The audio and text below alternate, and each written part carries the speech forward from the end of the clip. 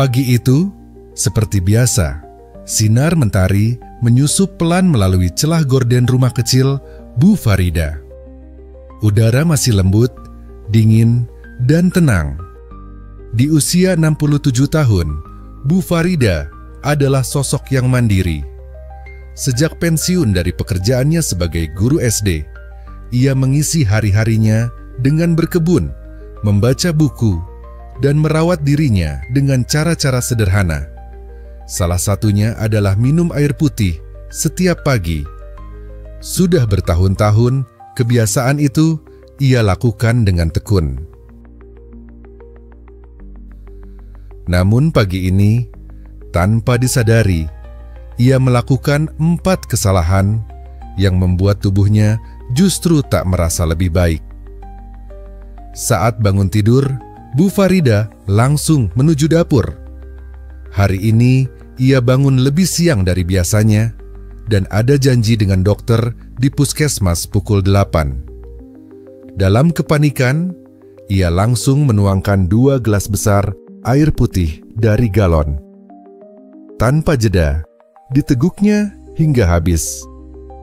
Ia mengira, makin banyak air diminum, makin sehat tubuhnya. Tapi setelah itu, perutnya terasa berat, mual, dan jantungnya berdetak lebih cepat. Napasnya pun terasa tak nyaman. Ia terduduk di kursi dekat kulkas, heran kenapa air putih bisa memberi efek seperti ini. Itu adalah kesalahan pertama. Minum terlalu banyak air dalam waktu singkat, apalagi saat tubuh baru saja bangun tidur. Ginjal yang baru mulai bekerja malah dipaksa memproses cairan dalam jumlah besar. Bukan segar, justru membuat tubuh kaget. Merasa kurang puas, ia membuka kulkas dan mengambil botol air dingin. Biar tambah segar, pikirnya. Ia meneguk lagi. Kali ini air dingin menusuk kerongkongannya. Tak lama, tubuhnya menggigil. Perutnya bergejolak, bahkan hampir muntah. Ia memejamkan mata dan memeluk perut. Kesalahan kedua, minum air terlalu dingin di pagi hari. Organ tubuh, terutama sistem pencernaan, masih dalam mode pemanasan. Air es malah menghambat proses itu. Bahkan bisa memicu masalah lambung. Karena waktu terus berjalan dan ia belum siap-siap, Bu Farida pun berdiri. Ia ambil gelas lagi, menuang air dan kembali minum. Kali ini sambil berdiri dan berjalan ke kamar mandi. Detik kemudian, perutnya terasa penuh, nafasnya tak nyaman, dan seperti ada tekanan aneh di dada. Ia kembali harus duduk. Kesalahan ketiga, minum sambil berdiri. Ternyata, posisi tubuh sangat berpengaruh pada cara air diproses dalam sistem pencernaan. Duduk dengan tenang, memberi waktu bagi tubuh untuk menerima air secara alami dan efisien. Dan di antara semua itu, Bu Farida tak menyadari satu hal lagi. Ia sedang tidak dalam suasana hati yang baik. Semalam ia merasa kesepian, teringat mendiang suaminya. Cucu-cucunya belum sempat mengabarinya selama beberapa minggu. Ada rasa sedih dan gelisah di hatinya.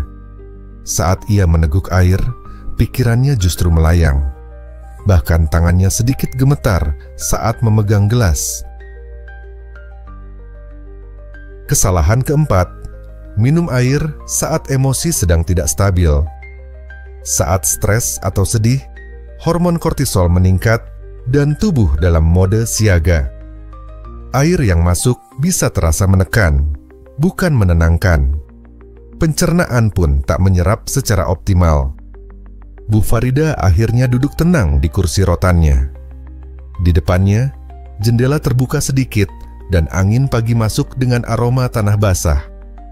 Ia menarik napas panjang dan memeluk dirinya sendiri Hari ini, ia tidak merasa sehat setelah minum air, justru tubuhnya menolak. Lalu ia bangkit pelan, mengambil cangkir kecil dari rak, menuang sedikit air hangat, dan duduk kembali. Kali ini, ia memejamkan mata sejenak, membaca doa dalam hati, lalu meminum perlahan. 1 teguk demi 1 teguk. Tak banyak, tapi ia merasa nyaman.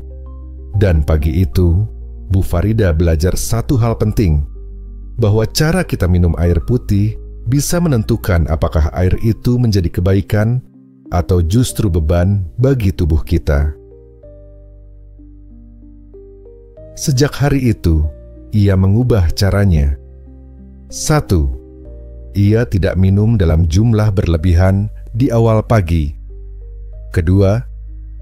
Ia menghindari air yang terlalu dingin. 3. Cukup air suhu ruang atau hangat.